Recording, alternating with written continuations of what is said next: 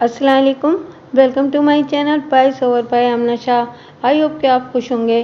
कहानी शुरू करने से पहले आपसे रिक्वेस्ट है कि अगर आपको मेरा कंटेंट पसंद आता है तो प्लीज़ मेरे चैनल को सब्सक्राइब कीजिए। आइए कहानी का आगाज़ करते हैं। नौसरबाजी का ये वाक़या अजीब व गरीब तो नहीं था, लेकिन ये जब वारदात की सूरत में थाने आया तो दिलचस्प और अजीब ड्रामा सामने आ गया। मैं इसको इस वास्ते अजीब व गरीब नहीं समझता था कि ये एक जाली पीर की वारदात थी। हमारे मुल्क की आबादी पर जितना गहरा असर पीरों, शाह साहिबों और आमिलों का है, इतना अपने मज़हब का भी नहीं। लोगों की इस कमज़ोरी से नौसरबाज और धोखाधड़ी के माहिर मुजरिम अक्सर फ़ायदा उठाते रहते हैं। मैं तो उन पीरों को भी जाली कहा करता हूँ जो बाप दादा की गद्दियों पर बैठे लोगों के देवता बने हुए हैं। ये वारदात इस तरह हुई थी कि जंग अज़ीम दोयम का ज़माना था। फौजियों की बहुत कदर थी। ज़्यादा फौज पंजाब और सूबाई सरहद की थी। इस वास्ते इन दोनों सूबों को अंग्रेज़ बादशाह बहुत पसंद करता था और पीर मुर्शिद भी इन्हीं दो सूबों को पसंद करते थे। वारदात का इलाका पंजाब का था। मैं गांव कस्बे के ही नाम और लोगों के नाम सही नहीं लिखूंगा। सही नाम लिखने से इन खानदानों की बदनामी होगी। सच्ची बात यह है कि इस किस्म की वारदातों के शिकार सिर्फ यही खानदान नहीं, मैं तो कहता हूँ कि अक्सर लोग जाहिलियत की वजह से, किस्मत और तकदीर पर अकीदा रखने की वजह से मुजरिमों के हाथों ख़राब होते हैं। मैं देहाती इलाके के एक थाने का इंचार्ज था। इसको फौजी इलाका कहते थे। अब भी फौज इसी इलाके की नफरी ज़्यादा होती है। एक रोज़ 5 आदमी जो देहाती थे थाने में आए। इनमें एक आदमी बड़ा मुअज़्ज़िज़ लगता था। उसकी उम्र 45 साल थी या इससे साल 2 साल ऊपर नीचे होगी। उसने बताया कि वो कैप्टन है और 15 दिनों की छुट्टियों पर आया हुआ है। उसने अपना तारुफ इस तरह रौब से कराया जिस तरह फौजी अफसर अपने मातहतों को कोई हुक्म सुनाया करते हैं। फौज के ओहदों वगैरह से वाकफियत रखने वाले हजरात शायद इस बात को अजीब समझते होंगे कि ये शख्स 45 साल की उम्र में कैप्टन ही था। कैप्टन तो बिल्कुल जवान हुआ करते हैं। जंग अज़ीम में ऐसा हुआ था कि अफसरों की कमी थी। इस कमी को इस तरह पूरा किया गया कि बाद पढ़े लिखे सूबेदारों को कप्तानी का ओहदा दे दिया गया था। इस तरह वो वाइसराय कमीशन ऑफिसर से किंग कमीशन ऑफिसर बन गए थे। ये कैप्टन सूबेदारी से कैप्टन बनाया था। उसने मुझको बताया कि वो 15 दिनों की छुट्टियों पर आया तो उसको बताया गया कि उसके छोटे भाई के घर एक नौसरबाज पीरों के भेष में आया और उसके भाई ने उसको अपने घर ठहराया। इस जाली पीर ने कैप्टन के भाई को कहा कि उसके घर में कदीम ज़माने का ख़जाना दफन है। इसको निकालने के वास्ते पीर को 3 रातें चिल्ला करना पड़ेगा। घर वाले बहुत खुश हुए। पीर ने चंद रातें चिल्ला किया और एक रात एक कोठरी के फर्श में गड़ा खोदने लगा। एक बार कुदाल धात की किसी चीज़ पर लगी चमकती हुई कोई चीज़ थी। पीर ने घर वालों को कहा कि अभी इससे ज़्यादा आगे खुदाई नहीं होगी, 2 दिनों बाद होगी। घर वाले इतने ज़्यादा खुश कभी नहीं हुए थे। पीर ने पहले की तरह सबको बाहर निकाल दिया और कहा कि 2 रातें और चिल्ला होगा। अगली सुबह घर वालों ने देखा कि पीर गायब है। कैप्टन के भाई ने कहा कि पीर साहब खजाने की निशानदही कर गए हैं। 2 दिनों बाद खजाना हम खुद ही निकाल लेंगे। 2 दिन गुजर गए तो कैप्टन के भाई ने पीर के खोदे हुए गड्ढे को कुदाल से जरा खुला किया। इसमें से एक थाल निकला। इसके नीचे कुछ भी नहीं था। कैप्टन के भाई ने गड्ढा और ज्यादा गहरा और खुला कर दिया, मगर मिट्टी के सिवा कुछ भी ना निकला। कैप्टन ने कहा कि भाभी ने थाल को अच्छी तरह देखा तो कहने लगी कि ये थाल तो उनका अपना है। कैप्टन ने मुझे बताया कि इस नौसरबाज ने उसके भाई से 500 रुपये नकद ले लिए थे। वो जितने दिन इस घर में ठहरा किसी न किसी बहाने घर वालों से पैसे वसूल करता रहा। उसने गांव के 2 और घरों से भी पैसे बटोरे और गायब हो गया। मैं उसी दिन गांव में पहुंचा। कैप्टन ने कहा, मेरे भाई ने शर्मसारी के साथ मुझे बताया कि उसके साथ ये धोखा हुआ है। दूसरे ही दिन एक आदमी जो किसी दूसरे गांव का था हमारे गांव में से गुजरते हुए पानी और हुक्का पीने के वास्ते जरा देर रुक गया। उसने बताया कि कहीं से एक पीर उनके गांव में आया था और वो करामात वाला कोई वली है, गैब की खबरें देता है। उस आदमी ने इस पीर की कुछ करामात भी बयान की। मैंने उस शख्स से पीर का हुलिया पूछा। मेरे गांव वालों ने कहा कि ये हुलिया उसी का है। वो अब इस शख्स के गांव से आगे चला गया था। मैं घोड़ी पर सवार हुआ और उस शख्स के गांव चला गया। वहां से पता चला कि पीर अगले गांव चला गया है। मैंने बड़ा लंबा सफ़र तय किया। मेरा भाई और गांव के 3 आदमी मेरे साथ थे। अगले रोज हम एक गांव में गए तो मालूम हुआ कि पीर साहब इसी गांव में हैं और इस वक्त गांव से 3-4 खेत परे एक कुएं पर हैं जो नया नया खोदा गया है, लेकिन पानी नहीं निकलता। मैं कुएं पर चला गया, वहां गांव के लोग जमा थे। उनसे पूछा कि पीर साहब कहाँ हैं। 2-3 आदमियों ने मुझको झूम झूम कर सुनाया कि ये पीर तो खुदा ने आसमान से उतारा है। कुएं की खुदाई 16 गज से ज्यादा हो गई है, लेकिन पानी की एक बूंद नहीं निकली। आपको मालूम होगा कि हमारे इलाके में 10-11 गज तक खुदाई करो तो पानी निकल आता है, लेकिन जमीन का वो टुकड़ा ऐसा होगा कि 16 गज तक भी पानी न निकला। ये पीर पहुंच गया। गांव वालों ने उसको बताया और अर्ज किया कि सरकार, कुआं पानी नहीं देता।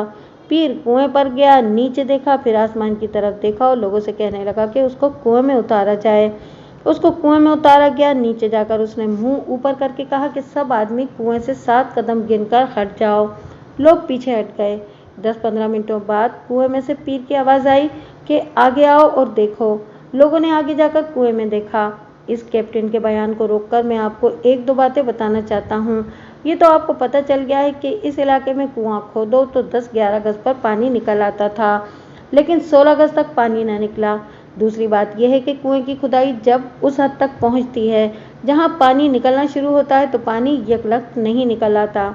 किसी एक जगह से जो ज़्यादा से ज़्यादा 1 फीट या इससे भी कम जगह से ज़रा सा पानी जाहिर होता है।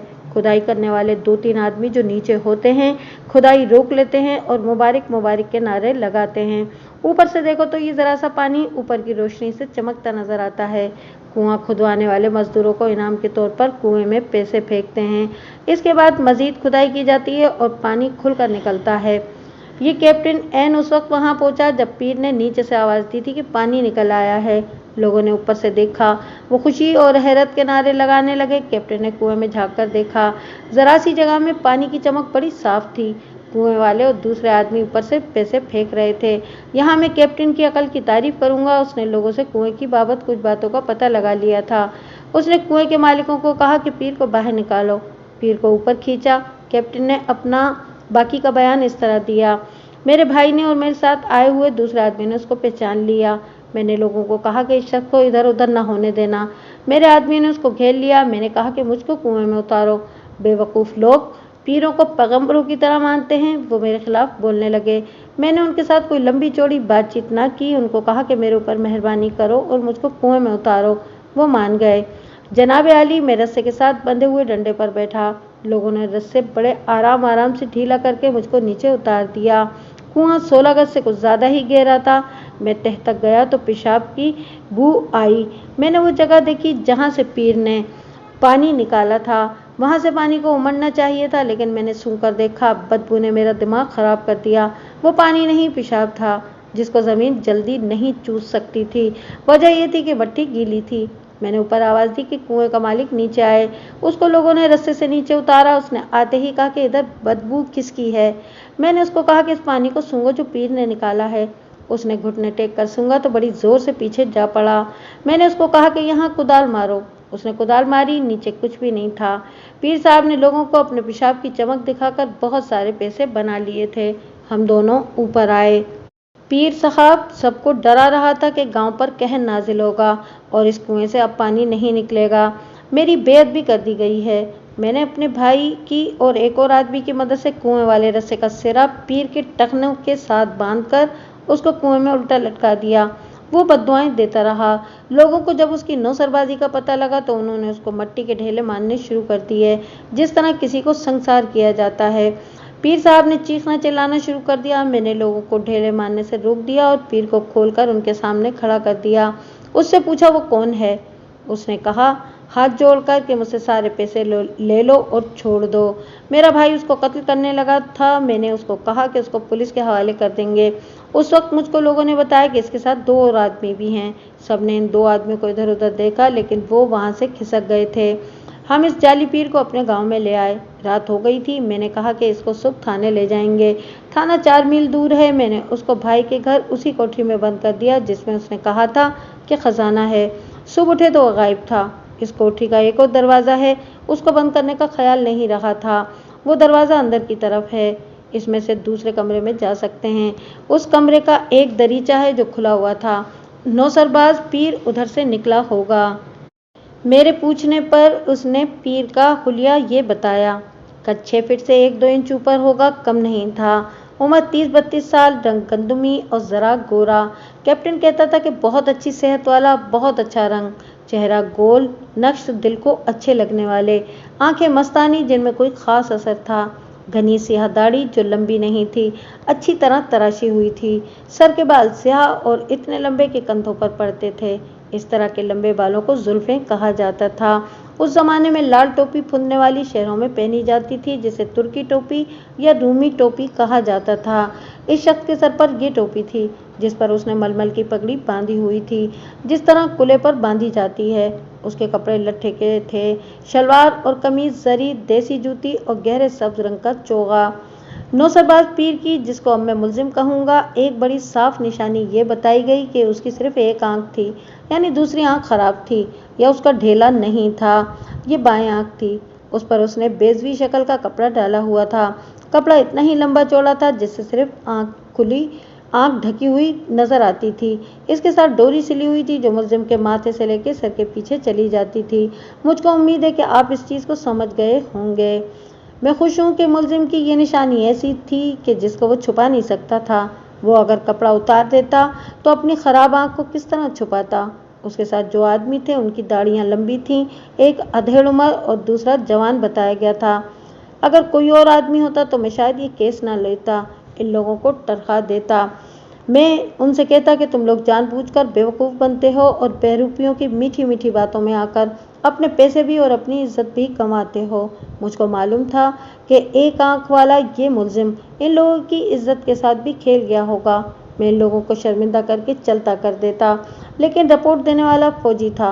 अगर वो कैप्टन ना होता, कोई अदना दर्जे का फौजी होता, तो भी मैं उसको ना टरखाता।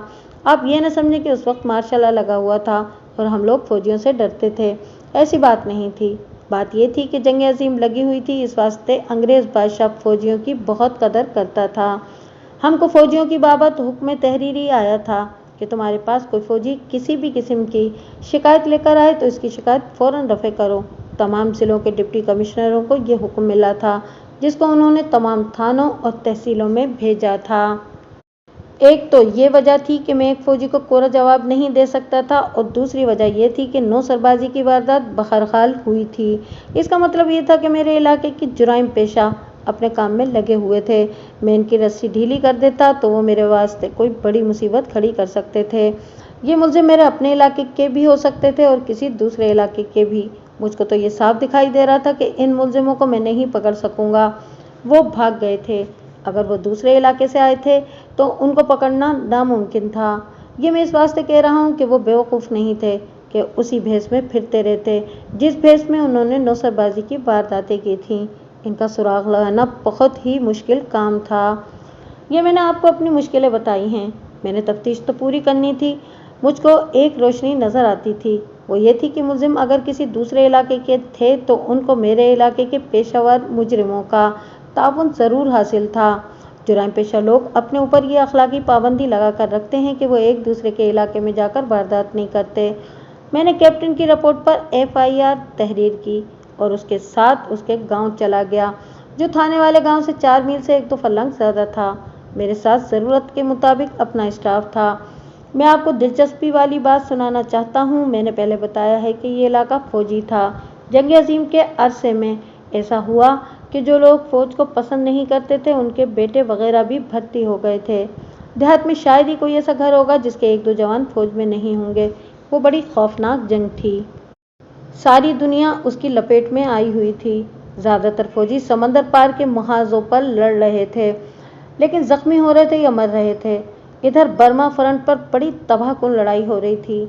देहाती इलाके के हर उस घर पर जिसके जवान किसी न किसी फ्रंट पर लड़ रहे थे, खौफ और उदासी छाई रहती थी। किसी न किसी घर में सरकारी चिट्ठी आती थी कि तुम्हारा बेटा जंगी कैदी हो गया है या मारा गया है या लापता है। ऐसे हालात में पीरों और शाहों की मंडी खूब चमक उठी। फौजियों की माएँ, बहनें और बाप, बीवियाँ, सास और ससुर पीरों के आगे सजदा करते रहते थे। हर एक की मुराद यही एक थी कि हमारा बेटा जिंदा और सलामत रहे। पीर और शाह उनको तावीज़ लिख देते थे। उनके तावीज़ समंदर पार भी जाते थे। कोई चिट्ठी आती थी तो उसको माँ बाप सबसे पहले पीर साहब के दरबार में सलाम के वास्ते ले जाते थे। पीरों के घरों पर ये लोग चढ़ावे चढ़ाते और नकद नजराने पेश करते थे। यह हकीकत है कि इन पीरों और शाहों को जो औरत पसंद आती थी, इससे वो हर तरह का नजराना वसूल कर लेते थे। ये लोग देख रहे थे कि जर्मनों और जापानियों की गोलियों और गोलों में तावीज़ों के मुकाबले में ज़्यादा असर है, और हर रोज़ किसी न किसी घर में सरकारी चिट्ठी आती है कि तुम्हारा बंदा मारा गया है। फिर भी पीरों के कदमों में माथे रगड़ने वालों में कमी नहीं आती थी। लोगों की ये हालत देखकर एक नया जुर्म शुरू हो गया। ये मुजरिम जाली पीर या पहुंच वाली सरकार बनकर देहाती इलाकों में जाते थे। इनका जासूसी और मुखबरी का इंतज़ाम बहुत अच्छा था। इन मुजरिमों के आदमी किसी गांव में जाकर गपशप लगाते, 3-4 घरानों की बाबत मालूम कर लेते थे कि फलां घर के इतने जवान फलां फलां फ्रंट पर हैं। जाली पीर आता और इनमें से किसी घर में डेरा डाल लेता। इनमें से किसी की माँ बाप सलाम के लिए आते तो पीर उसके बताने से पहले ही कह देता, तेरा बेटा बर्मा फ्रंट पर बड़े खतरे में है। फिर वो माँ बाप को बताता कि इन्हें क्या करना चाहिए। इस तरह वो बहुत से पैसे भी बटोर लेता था, और लोग जो इन्हें मुरगन खाने खिलाते थे वो अलग थे।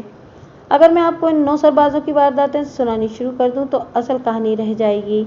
इन मुजरिमों के वारदात के तरीके बहुत दिलचस्प होते थे, लेकिन कभी कोई रिपोर्ट थाने में नहीं आई थी। ये एक रिपोर्ट आई जिसकी मुझको तफ्तीश करनी पड़ी। इसको आप सुनेंगे तो आपको पता चल जाएगा कि नौसरबाजी की वारदातें किस तरह होती थीं। मैं कैप्टन के गांव गया और उसको कहा कि मुझको अपने भाई के घर ले चले। वो मुझको वहां ले गया। ये ऊंची जात के लोग थे, ज़मीन जायदाद वाले थे। ये बाप दादा के वक्तों का फौजी था। उसको अंग्रेज सरकार ने नहरी इलाके में भी बहुत ज़मीनें दी हुई थीं, जिसको मुरब्बे कहते हैं। कैप्टन के भाई का घर पक्का था और ये अमीरी या खुशहाली की निशानी थी। मुझको उस कोठरी में ले गए जहाँ मुलजिम ने कहा था कि उसके फर्श में खजाना दफन है। मैंने वो जगह देखी। 2 फीट से ज़्यादा चौड़ी और इतनी ही गहरी जगह खुदी हुई थी। पास 2 चीज़ें पड़ी हुई थीं, एक कुदाल और एक थाल, जो 1.5 फीट कुतर का था। इस पर कुदाल की ज़र्ब लगी हुई थी। इस कोठरी में फालतू चारपाइयाँ, पुराने ट्रंक और सामान दीवारों के साथ रखा हुआ था। कोठरी का एक दरवाज़ा और भी था, जो दूसरे कमरे में खुलता था। मैं इस दरवाजे से कमरे में गया। इसमें पलंग और अच्छी किस्म की चारपाइयाँ बिछी हुई थीं। मुझे वो दरीचा दिखाया गया जिसमें से मुलजिम निकलकर गायब हो गया था। ये दरीचा एक किवाड़ की खिड़की जैसा था, लेकिन ये आम खिड़कियों से बहुत छोटा था। इसकी चौड़ाई 2 फीट थी और लंबाई 2.5 फीट। इसके किवाड़ के दरमियान एक चटखनी थी जो दाईं तरफ दीवार में बने हुए सुराख में बंद होती थी। दरीचे की चौखट लकड़ी की थी। उसकी चौड़ाई 3 इंच से ज़रा कम थी। दीवार की चौड़ाई 13 इंच थी। मैंने चौखट और दीवार को अच्छी तरह देखा। वहाँ गिर्द की तह लगी हुई थी।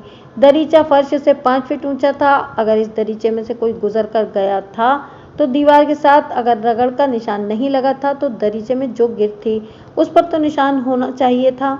और करें, दरीचा सिर्फ 2 फीट चौड़ा था। मुझको मुलजिम का जो जिस्म बताया गया था वो जिस्म 2-2.5 फीट चौड़ाई से नहीं गुजर सकता था। ऐसा हो सकता था कि वो टेढ़ा यानी पहलू के बल होकर गुजरा हो।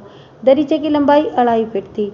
अगर वो ऐसे ही गुजरा था तो 13 इंच चौड़ी दीवार और दरीचे से गिर्द बिल्कुल साफ हो जानी चाहिए थी, लेकिन गिर्द मौजूद थी। ऐसा पता लग रहा था कि इसमें से कोई नहीं गुजरा।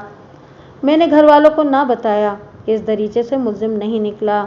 दरीचे के उस तरफ एक और सहन था। वहाँ मवेशियों का कमरा था।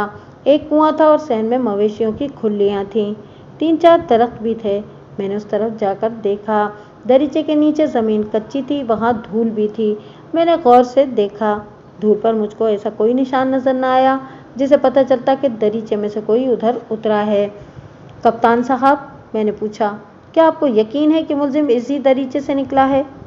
पूरा यकीन है जी, उसने जवाब दिया। कोठरी और कमरे के दरमियान वाला दरवाज़ा खुला रह गया था और मुलजिम उसमें से इस कमरे में आया। उसे ये दरीचा नजर आ गया। इसमें से वो मवेशियों वाले सहन में आया और बड़े दरवाजे से निकल गया। और तो कोई रास्ता ही नहीं। मैं मकान के उस तरफ चला गया जिधर असल और साफ सुथरा सहन था। मैंने कमरे भी देखे और ये भी मालूम किया कि घर वाले रात को कहाँ सोते हैं। वो बरामदे में सोते थे। मैं ये देख रहा था कि मुलजिम किधर से निकला होगा। आप सोचते होंगे कि मैं मुलजिम के फरार का रास्ता क्यों देख रहा था। वो जिधर से भी निकल गया था। बात ये थी कि मुझको पक्का शक हो गया था कि मुलजिम खुद नहीं निकला बल्कि उसको निकाला गया है। वो दरीचे के रास्ते नहीं गया था। अगर मेरा शक ठीक था तो उसको निकालने वाला कोई नौकर हो सकता था या घर का कोई फर्द। मैंने घर की औरतों को देखा। एक कैप्टन की माँ थी जो बहुत बूढ़ी थी, वो अपने छोटे बेटे के पास यानी इसी घर में रहती थी। दूसरी औरत कैप्टन की बहन थी, उम्र 30 साल से ऊपर थी। उसका एक बच्चा था जिसकी उम्र 2-2.5 साल थी। अपने खामिद के साथ उसका झगड़ा था और वो अरसा 1 साल से घर में बैठी हुई थी। अच्छी शक्ल और लंबूतरे कद की कशिश वाली औरत थी। तीसरी औरत कैप्टन के भाई की बीवी थी, उम्र 27-28 साल होगी। ये अपने खामिद की बहन से ज़्यादा खूबसूरत थी। मैंने तफ्तीश कैप्टन के भाई के बयान से शुरू की। थाने में ये लोग मुझको वारदात की तफसील सुना चुके थे। मैंने इसमें से FIR के मतलब की बातें नोट कर ली थीं। अब पूरा बयान लेना था। बहुत दिनों से गांव में बातें हो रही थीं कि अल्लाह का एक बड़ा प्यारा बंदा इधर से गुजर रहा है। कैप्टन के भाई ने कहा, कोई कहता था कि वो पैदल हज को जा रहा है और रास्ते में जो कोई आके अपने दिल की मुराद रखता है उस मुराद को वो पूरा कर देता है। बाज़ लोग कहते थे कि उसको अल्लाह के दरबार से हुक्म मिला है कि नगर नगर और बस्ती बस्ती फिरो और लोगों के मन की मुरादें पूरी करो। ये भी सुना कि उसको कुछ भी ना बताओ तो भी वो दिल का भेद पा लेता है। लोग उसकी करामात सुनाते थे तो रोंगटे खड़े हो जाते थे। मैं अपनी थोड़ी सी राय दूंगा। मैं बहुत पुरानी बात सुना रहा हूँ, लेकिन लोगों में ये आदत आज तरक्की याफ्ता दौर में भी पहले की तरह मौजूद है कि किसी डॉक्टर या हकीम से या किसी पीर फकीर से मुतासिर हो जाएं तो उसकी करामात में झूठ शामिल करके उसको पैगंबरों से भी ऊंचा दर्जा देने के लिए तैयार हो जाते हैं। लोग मुबालगा आराई करके दरअसल अपने आप को यकीन दिलाते हैं कि उन्होंने जिस आदमी को पीर मान लिया है वो वाकई पहुंच वाला है। वो अपनी तारीफ खुद किया करते हैं। यही हाल कैप्टन के भाई का था। उसने अपने तवील बयान में जो कुछ कहा वो मुख्तसरन ये था कि एक तो उसकी बहन घर बैठी हुई थी, खाविंद उसे बसाता नहीं था। कैप्टन के भाई की दूसरी मुराद ये थी कि उसकी शादी को हुए 7-8 साल गुजर गए थे और एक भी बच्चा पैदा नहीं हुआ था। उसके दिल में पहले ही ये इरादा पैदा हो गया था कि वो इस पीर के पास जाएगा और उसे कहेगा कि उसकी बहन को उसका खामिद ले जाए और दूसरी मुराद एक बच्चे की थी। इतने में पीर उसके गांव में आ गया। वो एक और घर में ठहरा। वहां से मुर्ग, हलवे और दूध से उसकी खातिर तवाज़ो की गई। एक औरत उसे सलाम के लिए गई। उस औरत के 2 बेटे जंग में गए हुए थे। मुलजिम ने उसे देखते ही कहा, तेरे दोनों बेटे बिल्कुल ठीक हैं, गम न कर माई, उनका सदका दे दे। वो जो बर्मा फ्रंट पर है वो ज़रा खतरे में आ गया था, लेकिन अब खतरा टल गया है। मैं तुम्हें तावीज़ दूंगा, अपने बाहर वाले दरवाजे के साथ बांध देना।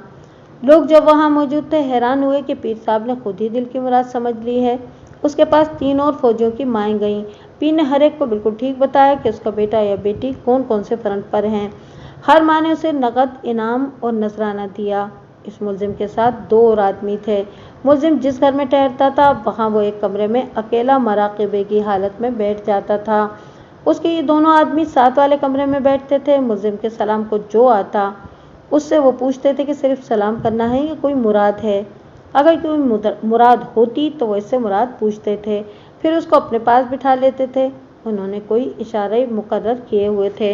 मुलजिम को पहले ही इन इशारों से पता लग जाता था कि अब जो साइल आ रहा है उसकी मुराद क्या है। साइल को देखते ही मुलजिम उसके दिल की मुराद बता देता था। कैप्टन के भाई ने मुलजिम की ये करामात देखी तो उसको अपने घर ले आया। मुलजिम वहाँ बड़े कमरे में ठहराया गया। इस घराने की बाबत उसको शायद कबल वक्त कोई बात मालूम नहीं हो सकी थी। कैप्टन के भाई ने अपनी दोनों मुरादें मुलजिम को बताईं। कैप्टन के भाई का नाम जो कुछ भी था उसको मैं अदालत कहूँगा। एक मुराद ये थी कि उसकी शादीशुदा बहन आबाद हो जाए और दूसरी मुराद अपनी औलाद की थी जो उसको खुदा ने नहीं दी थी। मुलजिम ने शायद ये देखकर कि इस घर में पैसा है, लंबा हाथ मारने की तरकीब सोच ली। तुमने बहुत थोड़ा मांगा है, मुलजिम ने मखमूर से लहजे में कहा। यहाँ तो शाह सुलेमान का खजाना दफन है और तुम उसके ऊपर चल फिर रहे हो। औलाद क्यों नहीं होगी?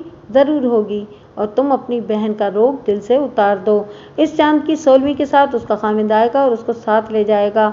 उसने गर्दन अकड़ाई हुई है लेकिन अंदर से वो पशेमान है। आज रात वो बहन और बीवी को मेरे पास बिठा देना, लेकिन उनके जिस्म पाक हों और दोनों बावजू हों और कपड़े भी पाक हों। आपने शाह सुलेमान के खजाने की क्या बात की है सरकार? अदालत ने पूछा। बहुत पुराना खजाना है, मुलजिम ने जवाब दिया। सदियां गुजर गई हैं, हम देखेंगे कि खजाना है कहाँ। पुराने दफन किए हुए खजाने जमीन के अंदर चलते रहते हैं। ان پر جنات کا یا کالے ناگ کا پہرا ضرور ہوتا ہے۔ اگر اس خزانے پر جو اس حویلی میں کہیں دفن ہے یہ پہرا ہوا تو ہم اسے ہاتھ ڈالنے کی جرات نہیں کریں گے۔ ہمیں اس گھر کی مٹی نے بتایا ہے کہ اس کے پیٹ میں سونے کی ڈلیاں ہیں۔ ملزم کوئی نئی بات نہیں کر رہا تھا۔ مدفون خزانہ بڑی پرانی روایت ہے اور اس کی بابت لوگوں نے یہ حکایتیں گھڑی ہوئی ہیں کہ قدیم زمانے کا دفن کیا ہوا خزانہ زمین کے اندر چلتا رہتا ہے، یعنی کہ جگہ بدلتا رہتا ہے، اور اس کا سراغ کوئی پیر یا عامل ہی لگا سکتا ہے۔ لوگ یہ بھی کہتے ہیں کہ ایسے خزانے پر ایک سانپ بیٹھا ہوا ہوتا ہے، اور یہ بھی مشہور ہے کہ مدفون خزانہ نحس ہوتا ہے، یعنی یہ جہاں دفن ہو وہاں نحوست برستی رہتی ہے۔ تم کو خزانے نے خوش کر دیا ہے، ملزم نے عدالت کو کہا، لیکن تم نہیں جانتے کہ جب تک خزانہ تمہارے گھر کی زمین میں دفن رہے گا تمہارے گھر سے نحوست نہیں نکلے گی۔ تمہاری بہن اجڑ کر گھر بیٹھی ہے اور تمہاری بیوی کی گود خالی ہے۔ اگر یہ خزانہ نکل آیا تو اسے کہیں اور لے جا کر دفن کر دیں گے؟ عدالت نے پوچھا۔ نہیں، ملزم نے جواب دیا، باہر آ گیا تو خزانے کی نحوست خود ہی ختم ہو جائے گی اور یہ تمہارا ہوگا۔ عدالت تو پرانے زمانے کا ان پڑھ دیہاتی تھا۔ آج کے دور جدید میں بھی کسی تعلیم یافتہ اور عقل مند شہری کو کوئی بتا دے کہ اس کے گھر میں کہیں خزانہ دفن ہے تو وہ کدال لے کر اپنے گھر کے سارے فرش کھود ڈالے گا اور پاگلوں کی سی حرکتیں کرے گا اور ملزم جیسے کسی نوسرباز کے قدموں میں ماتھا رگڑے گا کہ خزانے کا سراغ لگا دو۔ عدالت، اس کی بیوی اور اس کی بہن پہلے ہی ملزم کی کرامات کے روب میں آئی ہوئی تھیں۔ ان عورتوں کے کانوں میں خزانے کی آواز پڑی تو وہ ملزم کے حضور بیٹھ گئیں۔